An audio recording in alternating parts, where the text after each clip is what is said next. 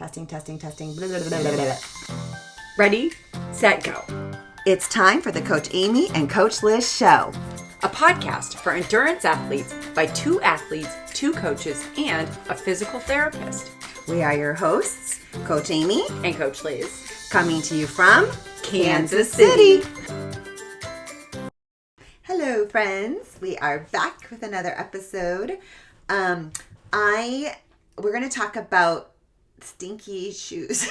Oh my gosh. Stinky shoes. My kids had this toy that you would press the buttons and it would be like too big or too small. So I always say Stinky shoes. Do you know the guy in Kansas City, Mr. Stinky Feet? Oh, yeah. Isn't he like a... He's like a local celebrity. And he's a little singer. He's like singer. Children's... Yeah. So anyways, okay, so we're going to talk about that today. But first, I went to a NASCAR race recently. You went to a NASCAR race? Oh, yeah. In Kansas City? Yeah. They have NASCAR here? Yeah. It was... At the Speedway? At the Speedway. We had one that was recent this spring. And I went with my family. We are... why are you looking at me like that? How have I known you for 5,000 years and I didn't know you were a NASCAR situation? I like the Indy racing. I like that. I'm not as big into it at all compared to my family. Like my family actually, Le Mans, French 24-hour, in France, the 24-hour Well, the way race. they race in France is different than what they do here. Like it's NASCAR. No. There's different kinds of race. There's NASCAR racing, there's Indy racing, there's Formula One, there's all the different kinds.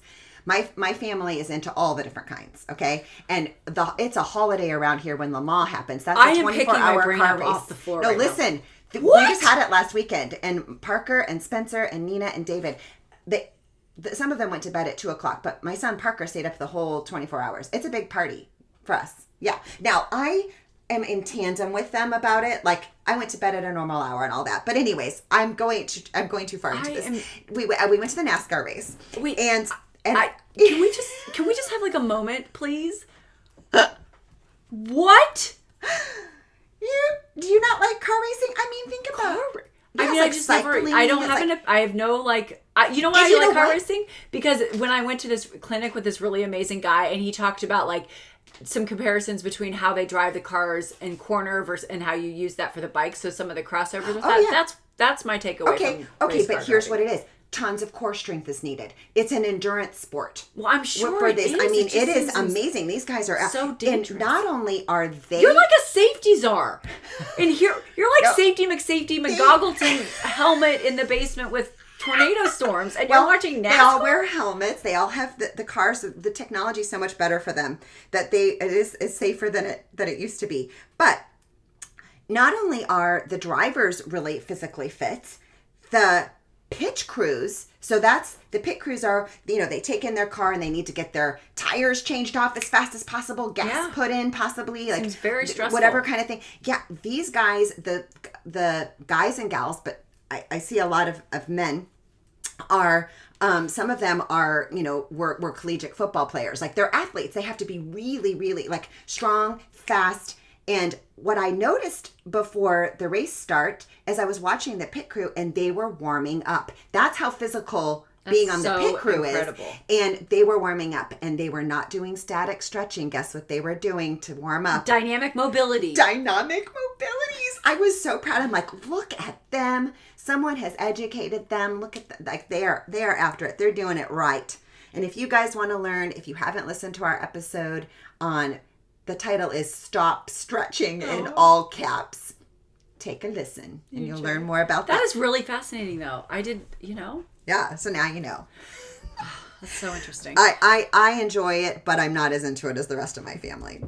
Okay, so let's talk about stinky shoes and kind of stinky clothes because it is a problem. It is. When I first started training for triathlon, I stopped wearing socks with my tennis shoes because you know what? I'm trying to do my best, right? My PR, and I am not going to come out with wet feet and try to stick these socks on. Yeah. And I noticed all the other triathletes were running without, socks. And so all my running friends were like, what are you doing? And at first I got a few little blisters here and there, but then my got calluses in the right places and my feet adapt and I loved it. But with that came stinky shoes. Like really bad Yeah. smell. So I went out and I thought I was doing great. So someone had recommended. This is hilarious. Someone had recommended anti-monkey butt powder. Okay, and it's hilarious. It's got a little I mean, monkey I have on it. so many thoughts that come to mind. And there's a lady in a men's version. Okay, now I thought that this was an odor She has the eater. men's and the women's monkey butt powder. And I thought this was a deodorizer, so I've been putting it in Like my your shoes. butt smelled bad. No, my shoes. I was putting it in my shoes. You thought it was not for my your pants. I thought it was a deodorizer, but you know what? It's not. It's called a sweat absorber and skin soother.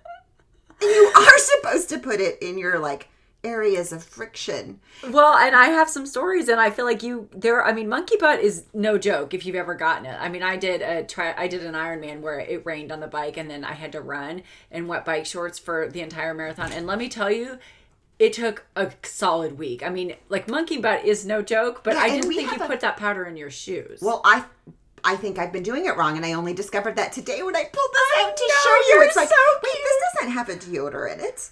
It's got calamine in it, which I guess is good. And if you guys, Can I just ask you a question? We have hold on. We have a whole episode on saddle sore issues and stuff like that. So do go back to that one if you're wanting all of the tips for how to prevent that. But don't what's the put question? monkey butt powder in your shoes. Well, not to did you look at deodorant. that?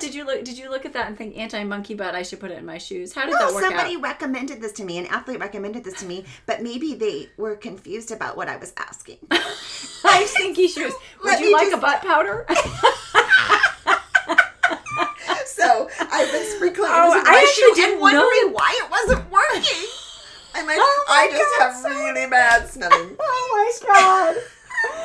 Oh Okay, my gosh. so- you know what else is actually good for monkey butt is Desitin, baby butt cream. Yeah, we have that whole episode about that. So you guys go back to that one and because we've got just a wealth of information for all that stuff. But how are we going to address the devil's in the stinky details shoes? is what the lesson is here. How are we going to address the stinky shoes, Liz? She doesn't like that. I mean, Come on. it's hilarious. I know. It is. It's very Poor cute. me. But we're going to switch You, it now. It's very cute. You are. You're going to get more effective. So I will. So we just put our shoes in the washing machine. Mm-hmm. And just don't put them in the dryer. I don't put 'em in because the that would dryer. be bad for the foam and all the. Can I tell a stinky story? Yes, let's hear it. So these are the things that you learn as you experiential learning, we call it. So we had done. I had done my first Ironman, which was Louisville 5,000 years ago, and as athletes, some of us pee on our bikes. And then we pee while we run. I'm not stopping. I work too hard. I'm not stopping to pee. So I just pee all over myself all day long. And so when you get done, you are disgusting. Yeah. Disgusting. So for your, after the race, I take rubber gloves and a plastic bag because I don't want to touch any of the stuff. I want to disrobe, put it in a plastic bag, put my shoes in there. I'm not touching any of that stuff. It's going right in the washer. But I didn't know that on this first race. So I put all my stuff in a plastic bag and then we put it in the back of the hot car and we took our few days driving home. Oh, that stuff I had to just throw away. I mean, you just don't want to pee on yourself. You've got You don't want it to ferment for 2 days. Sweat on your shoes and your tri-kit. There's some things cannot be recovered. So that what do just we went in just? the We don't trash. have to throw away all of our stuff every time. Okay. So there's actually. So I just put shoes. Get it in the wash right away. Right. Two, just the washing machine. But I will say that it depends on the fabric too. So if we're talking about I have found that my cotton t-shirts that you get 5,000 cotton t-shirts from all the races. And so I'll just wear those to bike inside. I don't wear them out for serious cycling. But I have found that at some point cotton can't be recovered. De-stunked. I do have there is something you can do. We'll put a link in the show notes, and it's this whole process you go through, and you actually wash your clothes first in the washing machine so they're clean to start with, which is what makes this extra gross. And then you put it in the bathtub, and it's a water softener. It's Tide powder detergent. It's a thing called borax. Yeah. And then Arm & Hammer, there's an Baking Arm & Hammer. soda? It's like a baking soda based detergent as well. Okay. And you put it in there with you put it in the bathtub, you put in almost boiling water. You let it sit for 4 to 6 hours. You do that a few times, and it's called stripping. Oh. So people, I think, do it more with normal people do it with their sheets and their towels. So you strip it, you just get stuff that's kind of residue built up. But if you do that with your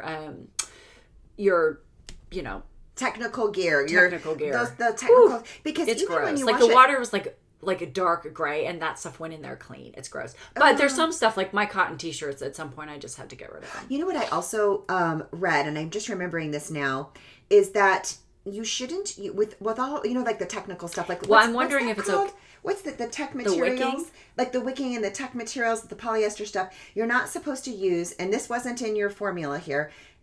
In your washing machine, you're not supposed to use like the Downy or the softeners, because somehow that erodes it probably. Well, or it helps to absorb the stink, because I don't know, it's not oil, but it's like whatever is in the softener. Yeah. Just I'm like imagining it like just kind of like holding on to the stink. Well, right? And the thing that's the softener that I was talking about, it's a water softener, so I don't know if that's the same thing. thing. In the stripping thing? No, I think that might be different than like the Downy. So I don't want to stick out that brand, but the fabric softeners, that have like the smelly, like the good smells and stuff, but that's like this, whatever's in there is not supposed to, you're not supposed to use that, because that can actually make your clothes kind of absorb the stink, I guess, a little bit more, or hold on to it a little bit more. Well, and I do feel like this process is fairly, like, it seems kind of aggressive, and so it's not something, I mean, I feel like maybe you wouldn't do it every week or something. No, like really, and especially like if you're noticing too, like you're giving it a whiff and you're like, this smells before I even put it on. Well, and that's where they get to. And sometimes, and then sometimes, and I think if you can't get it to get out, just, replace it. Yeah. But I would be interested if you guys have, what do people do for that? Because I've heard different things, but this was like the stripping thing I felt like really worked well. Yeah, I mean. And making sure you just get it in the wash ASAP. That's the other thing. Yeah, is letting it, and even if, say you were on, you're on a trip for your race, right? And you go back to the hotel, you could rinse it and like hand wash a little bit and hang it up to kind of dry. It dry right away. Yeah, or even if you don't have time to wash it or rinse it, at least let that sweat dry first before packing it. And I did also discover that I bought like just a big drying rack, and it's like if you don't have time to get it in the wash right away, if you can really spread it out and let it dry well, at least then it's like this, it just doesn't get as stinky. Yeah. Do we have any other tips for our people? Take a shower. Yeah. You know what you can do with shoes too? Like sometimes they get wet on a run, like either because of like either sweat or rain or whatever.